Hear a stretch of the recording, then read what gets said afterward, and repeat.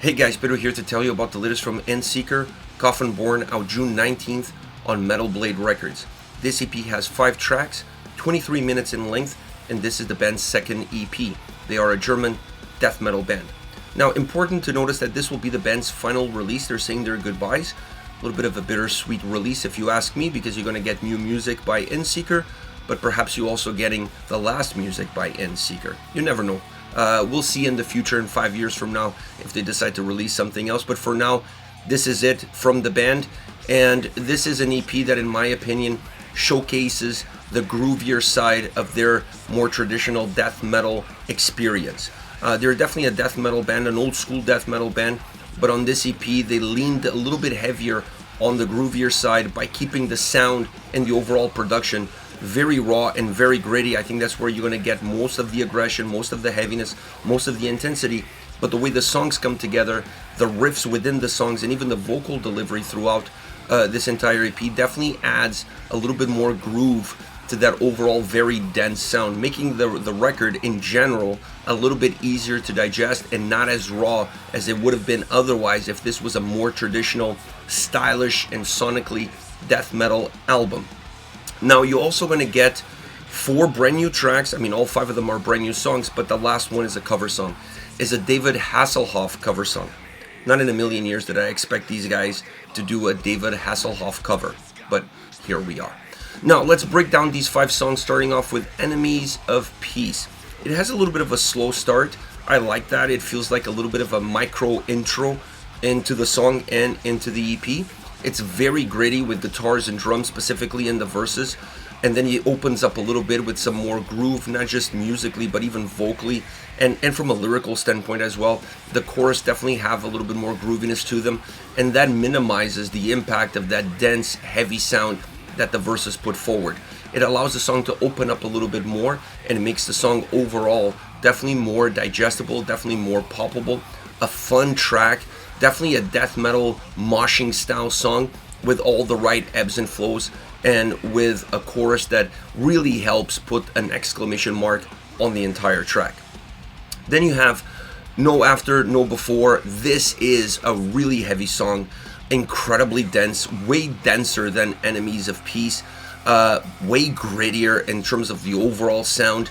And then you have vocals that break through that, but still allow the heaviness of the track to feel intact. Now, the verses are super driven on this song, and the chorus feels a little bit darker and a little bit more penetrating. Also, almost bringing in some more black metal influences into how that chorus hits and how the guitars drive a little bit more deeper. And not as open as, for example, Enemies of Peace was in that chorus. So this allows the track to give the listener the sensation of sinking into the song, almost like Quicksand is a track that just feels like it pulls you in and it doesn't let you go up for air, doesn't let you breathe. And all of that really develops throughout the verses because of that demolishing sound, that dense and gritty soundscape that allows you to feel almost overrun by the sound of the track itself. The vocals help manage the song in terms of guiding you through, but it's a track that almost feels like a grindcore song at times due to its heaviness, aggression, and overall style and production. Then you have Coffin Born, one of the groovier songs on this release. The drums are excellent. I love the texture of the drums on this track. They add to the grooviness of the song, and they really help expose some of the groovier riffs that the track has. The vocals also help define the different momentums within the song and add grooviness to the way the track comes across. A track that reminded me a lot of Lamb of God, not just from a soundscape point of view, but even from a vocal delivery standpoint, where you feel an attachment to the lyrics, to the delivery, to the way the vocals hit with the riffs behind it. Everything about this song just comes perfectly together, and it's definitely a groovier death metal song through and through with a lot of Lamb of God influences in it. Then you have Life Breeds Death, another great mixture of more traditional death metal with some incredible groovier riffs. Not as groovy as Coffin Born, I will say. This one feels a little bit darker, almost like Coffin Born and No After, No Before kind of came together, and you get a little bit of the darkness of one, the grooviness of the other, and you have a little bit of a hybrid track. Still very, very heavy, very dense, very powerful, but more ambiguous. It doesn't necessarily define itself with just one sonic experience. It allows the ebbs and flows and the dynamic nature of the track to kind of keep you guessing where the song is going to go. Heaviness is definitely going to stay consistent throughout, but it's definitely a track that doesn't have one size fits all approach from beginning to end, both from a vocal standpoint and from a sonic standpoint. Last but not least, True Survivor, David Hasselhoff cover. Now, the moment you listen to this song, even if you don't know that this is a cover, you know that this is not an Endseeker song. First of all clean vocals. Second of all, it has synths. When was the last time you had those two elements in an Endseeker track? I can't remember. So the moment I heard this song, even before I knew it was a cover, it felt to me like it was a cover. It felt to me like a special track on a special EP. It's just completely out of the norm of what the rest of this record offers. You still get some of the same production. You still get some grit, some density, but not to the same levels as the previous 4 tracks.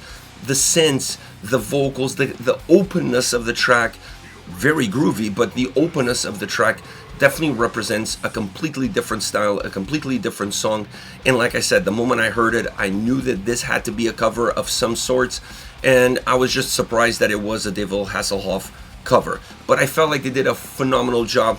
The song is super engaging, super interesting, very entertaining, a very different song to close off their last goodbye.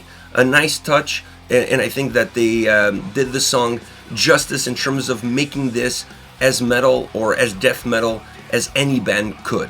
So good on Endseeker for taking a chance on this song. I really enjoyed it, and it's a nice place to do a song like this on a farewell EP. This is it, Endseeker with Coffin Born, once again out June 19th on Metal Blade Records. Let me know your thoughts on the band. Hit me up in the comment section. I'll see you all at the next one. Take care, guys.